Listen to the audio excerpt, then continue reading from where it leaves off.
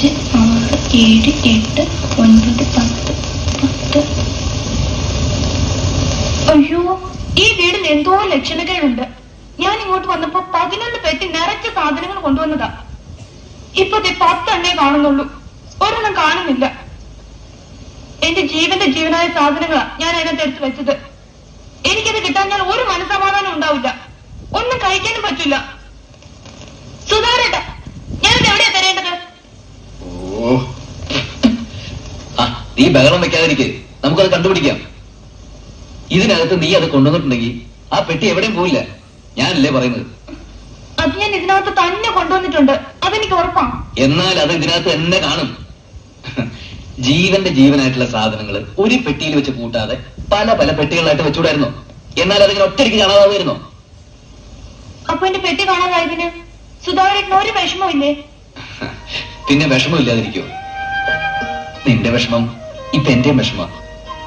നിന്റെ പെട്ടി എന്റെ പെട്ടിയല്ലേ? നിന്റെ ജീവന്റെ ജീവനായ സാധനങ്ങൾ എന്റെയും ജീവന്റെ ജീവനായ സാധനങ്ങളാണ്. പക്ഷേ അതിനിങ്ങനെ ബഹളം വെക്കരുത്. എന്റെ അമ്മയ്ക്ക് ബ്ലഡ് പ്രഷർ ഉണ്ട്, എന്റെ അച്ഛന്റെ ഹാർട്ട് വീക്ക്. ആ പെട്ടി കിട്ടിയില്ലെങ്കിൽ എന്റെ ഹാർട്ട് വീക്കാവും. എന്റെ ഹാർട്ട് വീക്കാവുന്നതിൽ സുധാകരന് ദുഃഖം ഉണ്ടെങ്കിൽ ആ പെട്ടി കണ്ടുപിടിച്ചതാ.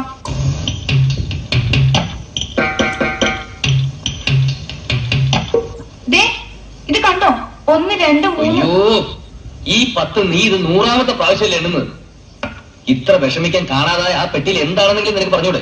എന്റെ കോടിക്കണക്കിന് ഉറുപ്പിയാ. എന്താ ഉണ്ടാക്കി തരാൻ പറ്റുമോ?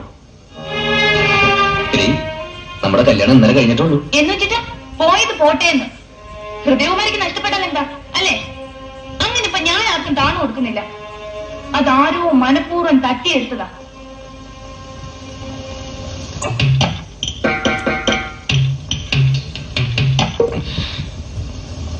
പെട്ടി പെട്ടിന്ന് പറഞ്ഞ് ഇവിടെ കിടന്ന് ബഹള. സമ്മതം ചോദിക്കാണ്ട് എങ്ങനെയാ അകത്ത് കിടക്കാന്ന് വിചാരിച്ചിട്ടാ. ഇനി അമ്മയുടെ മുറിയിലൂടെ നോക്കാനുള്ളൂ. അറിയാണ്ട് ആരെങ്കിലും അതിനകത്ത് കൊണ്ട് വെച്ചിട്ടുണ്ടാവോ? എന്റെ മുറിയിലോ? ഒരു തരക്കേടുമല്ലേ മോളെ. അതിനകത്ത് തരുന്ന നിനക്ക് അങ്ങേയറ്റം സുധാകരൻ പണ്ടെടുത്ത് 5 പറ പട്ടുകോണവും കിട്ടും. വേണമെങ്കിൽ പോയി എടുത്തോ.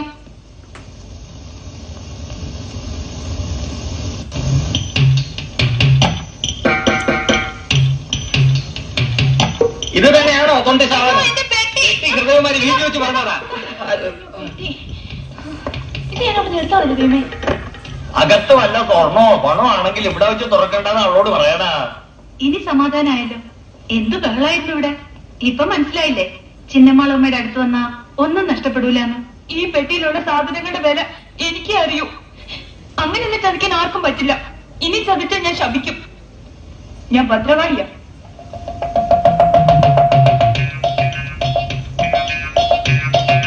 ഞാൻ ജീവന്റെ ജീവനായി കൊണ്ടു നടക്കുന്ന വിലപിടിപ്പുള്ള സാധനങ്ങൾ ഇതിന്റെ ഉള്ളില്. ആർക്കും അതിന്റെ വില മനസ്സിലാവൂല, എനിക്കേ അറിയൂ.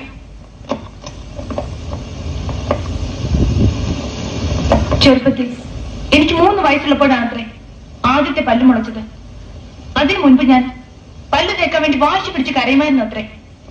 3 വയസ്സ് കഴിഞ്ഞ് 2 മാസമായപ്പോ പെട്ടെന്ന് എനിക്ക് 4 പല്ല് വന്നു. അത് തേക്കാൻ വേണ്ടി എന്റെ അച്ഛൻ എനിക്ക് ആദ്യം വാങ്ങിച്ചിരുന്ന ബ്രഷ ഇത്. കൊള്ളാമോ?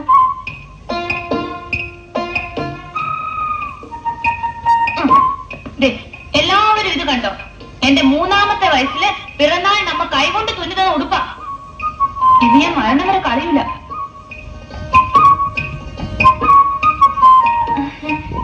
ഞങ്ങളുടെ തറവാട്ട് പറമ്പിന്റെ അതിരില് തേൻകിനിന്ന് ഒരു മാവുണ്ടായിരുന്നു എന്ന് ഞാൻ സുധാകരനോട് പറഞ്ഞിട്ടില്ലേ?